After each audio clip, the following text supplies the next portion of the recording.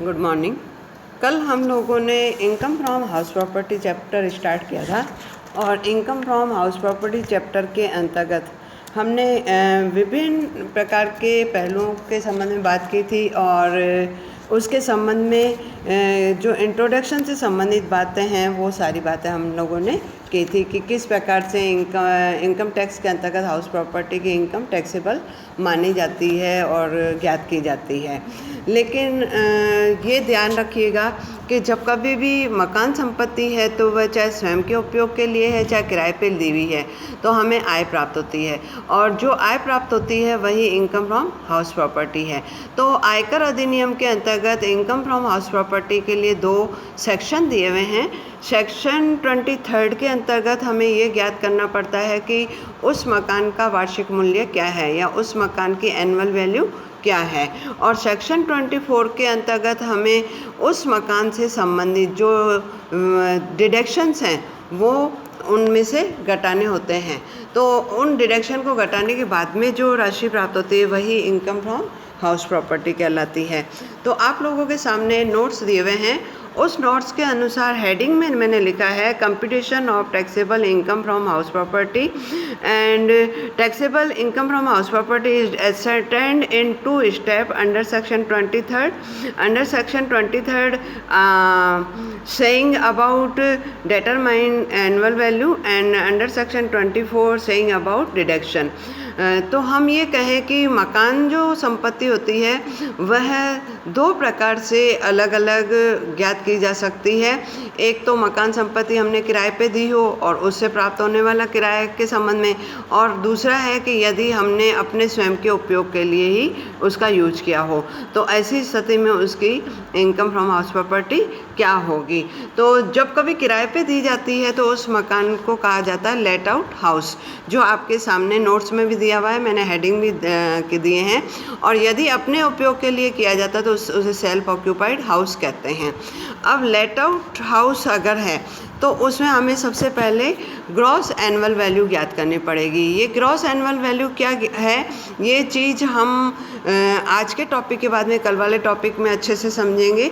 लेकिन आप ध्यान रखिएगा कि ग्रॉस वैल्यू में से ग्रॉस एनुअल वैल्यू में से आपको हमेशा म्युनिसिपल टैक्सेज घटाने हैं तो आपके पास नेट एनुअल वैल्यू आ जाएगी। और उसके बाद में मैंने अभी बताया था कि कुछ कटौतियाँ मिलती है, वह कटौतियाँ अंडर सेक्शन 24 में मिलती हैं। तो उसके बाद में हम डिडक्शन अंडर सेक्शन 24 घटाएंगे, जिसमें स्टेटरी डिडक्शन और interest on borrowing capital. Borrowing capital माना यदि हमने लोन लेके मकान लिया है तो ऐसी स्थिति में उस पर जितना भी इंटरेस्ट लगेगा वह कटौती योग्य माना जाएगा। लेकिन उन सबके पीछे कुछ ना कुछ नियम है, तो अभी हम केवल इतनी ही बात कर पाते हैं जितना कि आपके नोट्स आपके सामने है।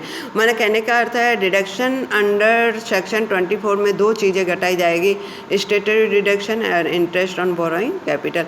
इसी प्रकार से राइट साइड में अगर देखें तो self occupied house, self occupied के बारे में ये कहा गया है कि एक व्यक्ति के पास यदि 2 या 2 से अधिक मकान हैं तो 2 मकानों की जो एनुअल वैल्यू होगी अधिकतम वह 0 मानी जाएगी या नील मानी जाएगी। तो इसलिए नोट्स में दिया हुआ है नेट एनुअल वैल्यू नील। और उसके बाद में आपको डिडक्शन मिलते हैं अंडर सेक्शन 24B के अंतर्गत, और वह अंडर सेक्शन A की अंडर सेक्शन 24B के अंतर्गत केवल एक ही डिडक्शन मिलता है, interest on borrowing capital and up to ₹2 lakh. 2 lakh रुपए तक जितना भी हमने लोन लिया है 2 लाख रुपए तक जितना भी होता है अमाउंट वह आपको डिडक्शन के रूप में मिल जाता है, तो इनकम फ्रॉम हाउस प्रॉपर्टी कहलाएगा। और अब आप आइए कि पहला हेडिंग जैसे कि मैंने अभी आपके सामने रखा था, determination of annual value. Annual value दोनों कंडीशन में, चाहे किराए का मकान है चाहे स्वयं के उपयोग का मकान है, दोनों कंडीशन में हमें एनुअल वैल्यू फाइंड आउट करनी पड़ती है। तो सेकंड पेज पर हम देखें, आपको मैंने हेडिंग में डाल दिया डिटरमिनेशन ऑफ एनुअल वैल्यू और उसको 2 भागों में बांट दिया है। Annual value of self occupied house और दूसरा है annual value of let out house.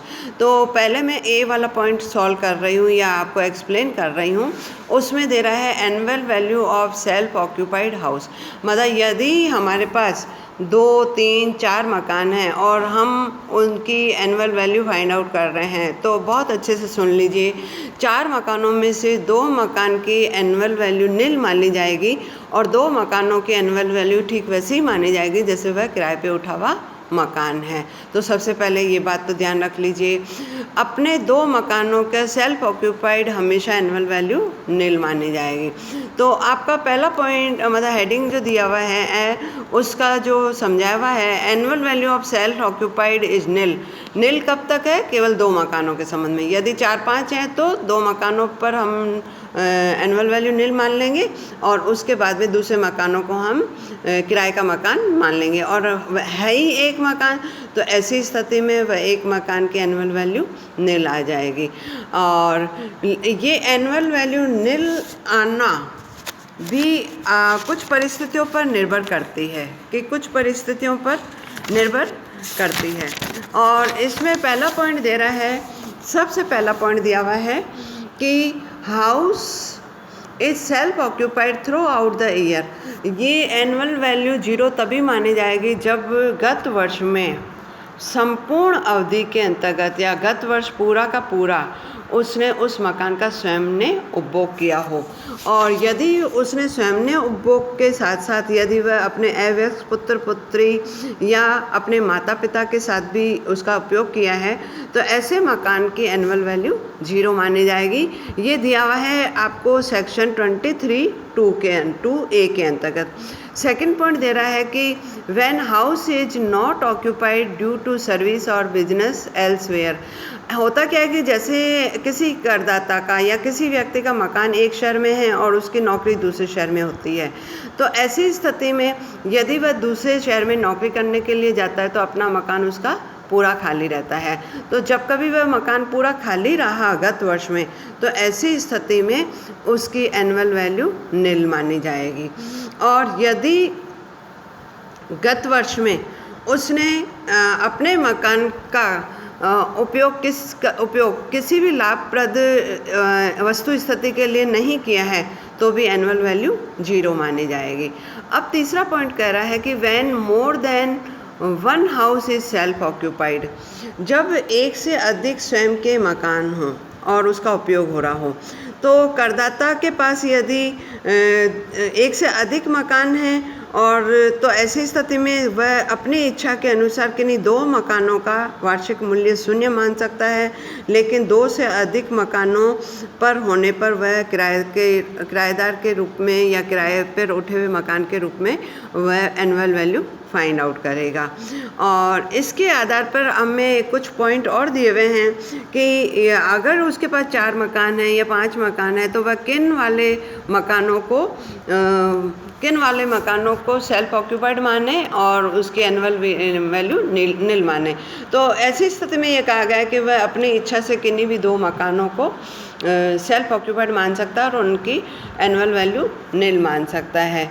और दूसरी चीज़ ये दी हुई है कि यदि वह करदाता जो एसएससी है, वह अपनी इच्छा से हर वर्ष अपने मकानों को एनुअल वैल्यू निल के लिए परिवर्तित कर सकता है। ज़रूरी नहीं कि जैसे मकान A, B, C, D दिए हुए हैं, तो A, B, C के लिए यदि उसने एनुअल वैल्यू लास्ट ईयर निल मानी है, तो इस वर्ष वह C और D के लिए भी मान सकता है। तो वह अपनी चॉइस से किसी भी मकान के संबंध में एनुअल वैल्यू निल बना सकता है, जिसको वह सेल्फ ऑक्यूपाइड दिखा सकता है। और नेक्स्ट दिया हुआ है कि इसमें आगे और ये दिया हुआ है कि यदि उसने अपने एक रिश्तेदार को कोई मकान दिया हुआ है, तो ऐसी स्थिति में उसका उपयोग तो हो ही रहा है, तो वह मकान सेल्फ ऑक्यूपाइड नहीं माना जाएगा। और न इसी पॉइंट में आपको और दिए हुए हैं, यदि मकान में एक से अधिक यूनिट्स हैं, एक से अधिक यूनिट माना जैसे किसी व्यक्ति ने अपना 4 रूम अलग बना रखे हैं, 3 रूम और ऊपर बना रखे हैं, 2 रूम ऑन ग्राउंड पर बना रखे हैं, तो वह अलग अलग यूनिट कहलाती है। तो अलग अलग यूनिट के संबंध में यदि पिछले वर्ष में उस मकान में उसने उन यूनिट का कोई उपयोग नहीं, लाभ के लिए कोई उपयोग नहीं किया, नहीं उसने किराए पे दिया है, तो वह पूरा का पूरा मकान सेल्फ ऑक्यूपाइड माना जाएगा और एनुअल वैल्यू नील मानी जाएगी। इसी में दिया हुआ है कि यदि वह यह इस प्रकार की जो छूट मिलती है वह एक इंडिविजुअल व्यक्ति को मिल सकती है या एचयूएफ फैमिली को मिल सकती है। अर्थात हम ये कहें कि जो एसोसिएशन ऑफ पर्सन्स हैं या कंपनी हैं उनको इस प्रकार की छूट नहीं मिलेगी। माना दो मकानों से संबंधित एनुअल वैल्यू को नील मानना है, इस प्रकार की छूट उनको नहीं मिलेगी। नेक्स्ट पॉइंट दे रहा है कि fourth point, when the house is the let out for the part of year and self occupied for the another part of the year. ये दिया हुआ है कि यदि कोई करदाता अपने मकान का कुछ समय अपना स्वयं का उपयोग करता है और कुछ समय के लिए वह किराए पे उठा देता है, तो ऐसे मकान का वार्षिक मूल्य ज्ञात किया जाएगा और ठीक वैसे ही ज्ञात किया जाएगा जैसे एक किराए पे उठा हुआ मकान है। और उसके बाद में उसके स्वयं के निवास की जो अवधि होगी उसको हम घटा देंगे या उसको शामिल नहीं करेंगे। और यदि इस प्रकार का मकान उसने अपने लिए वर्ष पर्यंत उपयोग किया है और ऐसी स्थिति में जो वर्ष पर्यंत यदि उपयोग किया है तो वह पूरा का पूरा उसकी एनुअल वैल्यू नील मानी जाएगी। तो इस प्रकार से हमें स्वयं के उपयोग के लिए जो मकान रखा है जिसे हम सेल्फ ऑक्यूपाइड प्रॉपर्टी कहते हैं, इस प्रकार से हमें कुछ बातें ध्यान में रखते हुए क्वेश्चन सॉल्व करना पड़ेगा। अब मैंने एक हेडिंग और लिया है, more than 2 house are self occupied. मैंने अभी बताया था कि एक व्यक्ति के पास 2 से ज़्यादा मकान हो सकते हैं, तो ऐसी स्थिति में उसके पास 2 या 3 मकान है तो कैसे वह डिसाइड करे या कैसे वह ऐसा टर्न करे कि कौन से वाले मकान के लिए वह एनुअल वैल्यू नील माने और कौन से वाले मकान के लिए वह उसको किराए पे उठे हुए मकान की तरह माने, मतलब लेट आउट माने। तो ऐसी स्थिति में हमारे पास 4 पॉइंट दिए हुए हैं। पहला पॉइंट दिया रहा है कि वह अपने सभी मकानों को किराए पे उठा हुआ माना जाए। दूसरा पॉइंट दे रहा है कि वह अपने सभी मकानों को सेल्फ ऑक्यूपाइड माना जाए। फिर क्या करना है, तीसरे स्टेप में वह पहले और दूसरे स्टेप में, मतलब पहले स्टेप में उसने सारे मकानों को किराए पे उठाया हुआ माना गया है, दूसरे स्टेप में उसने सारे मकानों को सेल्फ ऑक्यूपाइड माना गया है, तो तीसरे स्टेप में दोनों का अंतर निकाले और उसके बाद में यह निर्धारित करे कि कौन से मकान को वह सेल्फ ऑक्यूपाइड माने। तो इसके लिए चौथे पॉइंट में हमें ये ध्यान रखना पड़ेगा कि तीसरे बिंदु में जो सबसे ज़्यादा अंतर आया है, जो सबसे ज़्यादा अंतर रख रहा है, पहले बिंदु और दूसरे बिंदु का अंतर। जैसे पहले मकान में सपोज करते हैं कि इनकम फ्रॉम हाउस प्रॉपर्टी आई 40,000, दूसरे का इनकम फ्रॉम हाउस प्रॉपर्टी आई 10,000, तो ये दोनों का 10,000, 40,000 और 10,000, तो दोनों का अंतर 30,000। इस 30,000 को ध्यान में रखते हुए इसी प्रकार से दूसरे, तीसरे, चौथे मकान का निकालें। तो इसमें 30,000 सपोज करते हैं, सभी मकानों का अंतर 30,000, 50,000, 60,000 और 20,000 आ रहा है। तो 50,000 और 60,000 दोनों सबसे ज़्यादा अंतर है, तो उसी को वह सेल्फ ऑक्यूपाइड मानेगा, बाकी 2 मकानों को वह मानेगा किराए पे उठा हुआ मकान। इसी में उसकी ये दोनों अगर अंतर ज़्यादा वाला वह सेल्फ ऑक्यूपाइड मानता है तो ऐसी स्थिति में उसकी टैक्सेबल इनकम कम से कम आएगी और उसे टैक्स कम से कम देना पड़ेगा। Thank you. हाँ, एक बात और कह रही थी कि ये अभी हमने केवल थ्योरेटिकल एस्पेक्ट पढ़ा है, कल मैं आप लोगों को प्रैक्टिकल एस्पेक्ट किस प्रकार से होता है या एनुअल वैल्यू किसे कहते हैं, ये सारी चीज़ें प्रैक्टिकली कल हम करेंगे। Thank you.